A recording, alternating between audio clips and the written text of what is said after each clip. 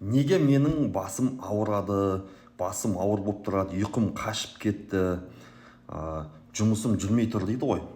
Енді осы жерде мен 4 деңгейлі жүйемді айтқан болатынмын да. Адамда 4 деңгейлі жүйе бар. Ол біздің жаңа энергетикалық деңгейіміз, эмоциялық, интеллект, ақыл және дене деп. Осы біздің энергиямыз бір жерде тұрып қалады. Жаңағы басым ауырады, миым ашып кетті деп жатқан адамдар, ол көбінесе энергия мидың бастың аймағында тұрып қалады. Неге? Өйткені шешілмеген проблема, шешілмеген әңгіме көп та. Көп ойлаймын, көп анализ жасаймын, бірақ әрекет жоқ. Не болады? Басың қатып, басы ауыр болып тұрады да, ұйқы қашатын. Сондықтан не істеу керек бұл жерде? Бұл жерде маған қозғалыс керек, қозғалуым керек.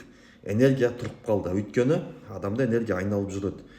Бұл жерде көп ойлана беретін, жаңағы қайта ананы ойлайды, мынаны істейін ба деп. Сол кезде осындай болады. Адам шаршап тұрады, бас ауырып тұрады, жата бергісі келеді. Потому что ой көп, бірақ әрекет жоқ. Сол үшін қозғалыс керек, қозғалу керек адамға, қимылдау керек. Өйткені басты босатпаса, ойларды босатып, жүйелемесе, нақты бір мақсатқа бағыттамаса, адамға жинала береді. Оның үстіне қайта ойлайсың, қайта ауыр болып кетеді бас.